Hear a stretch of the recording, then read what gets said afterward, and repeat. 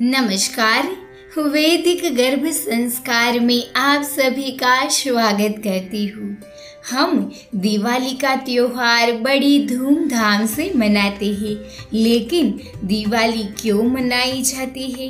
दिवाली की पौराणिक कथा हमें नहीं पता होती, तो आपको यह बातें ज़रूर पता होनी चाहिए।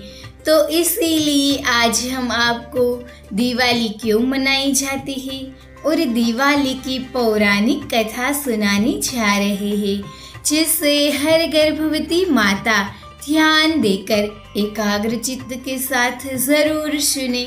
शिशु में उतरेंगे आध्यात्मिकता के सभी गुण।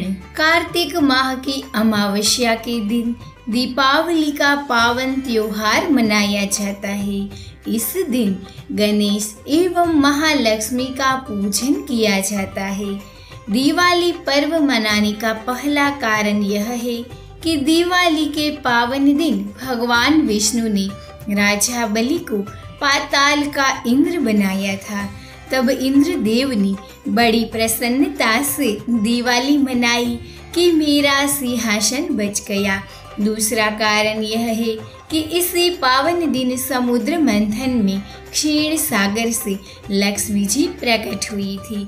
इसीलिए दियों की रोशनी के साथ ही दीपावली का पर्व मनाया जाता है। तीसरा कारण यह है कि दीपावली के दिन ही अयोध्या के राजा राम अपने 14 वर्ष के वनवास के पश्चात लौटे थे। अयोध्या वासियों का हृदय अपने परम प्रिय राजा के आगमन से प्रफुल्लित हो उठा था। श्री राम के स्वागत में अयोध्या वासियों ने घी के दीपक जलाए। कार्तिक मास की सघन काली अमावस्या की वह रात्रि दियों की रोशनी से झगमगा उठी। इस दिन से दीपावली पर दीप जलाने की परंपरा चली आ रही है और हर वर्ष हम इसी दिन दीपावली का पावन त्योहार मनाते हैं। चौथा कारण यह है कि नरक चतुर्दशी के दिन भगवान कृष्ण ने नरकासुर नामक राक्षस का वध किया था। इसी खुशी में चतुर्दशी के अगले दिन दक्षिण भारत में दीपावली मनाने का चलन है। इन सभी कारणों की वजह से हम इस दिन दिवाली का त्योहार मनाते हैं। दिवाली पर्व देश में चाहे जिस कारण से मनाया जाता हो, लेकिन सभी में एक ही कॉमन बात है कि बुराई पर अच्छाई की जीत, अंधकार पर प्रकाश की विजय। शायद यही कारण है कि सबके रिवाज भले ही अलग हो, लेकिन सब एकता के धागे से बंधे हैं। तो आइए अब हम दिवाली की पौराणिक कथा सुनते हैं। एक पौराणिक कथा के अनुसार एक गांव में साहूकार रहता था। उसकी बेटी हर दिन पीपल के पेड़ पर जल चढ़ाने के लिए जाती थी। जिस पीपल के पेड़ पर वह जल चढ़ाती थी, उस पेड़ पर माँ लक्ष्मी का वास था। एक दिन लक्ष्मी जी ने साहूकार की बेटी से कहा कि वह उसकी मित्र बनना चाहती है। लड़की ने जवाब में कहा कि वह अपने पिता से पूछकर बताएगी। घर आकर साहूकार की बेटी ने पूरी बात बताई। बेटी की बात सुनकर साहूकार ने हाँ कर दी। दूसरे दिन साहूकार की बेटी ने लक्ष्मी जी को अपनी सहेली बना दिया। दोनों अच्छे सखियों की तरह एक दूसरे से बातें करती। एक दिन लक्ष्मी जी साहूकार की बेटी को अपने घर ले आई। लक्ष्मी जी ने अपने घर में साहूकार की बेटी का खूब आदर किया और पकवान परोसे। जब साहूकार की बेटी अपने घर लौटने लगी तो लक्ष्मी जी ने पूछा कि वह उन्हें कब अपने घर बुलाएगी।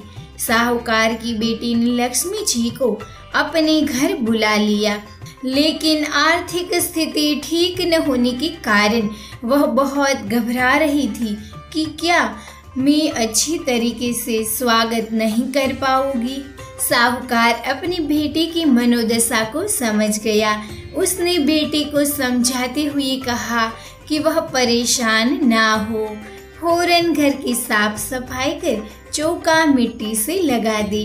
4 बत्ती वाला दिया लक्ष्मी जी के नाम से जलाने के लिए भी साहूकार ने अपनी बेटी से कहा।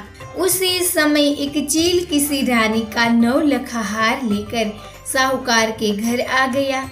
साहूकार की बेटी ने उस हार को बेचकर भोजन की तैयारियां की। थोड़ी ही देर में माता लक्ष्मी भगवान गणेश के साथ साहूकार के घर आई। साहूकार के स्वागत से प्रसन्न होकर उस पर अपनी कृपा बरसाई। लक्ष्मी जी की कृपा से साहूकार के पास कोई भी चीज की कमी नहीं रही। माता लक्ष्मी को धन और समृद्धि की देवी माना जाता है, इसलिए हर घर में दीप जलने के साथ साथ हम माता लक्ष्मी जी की पूजा करते हैं और दिवाली का पावन त्योहार मनाते हैं।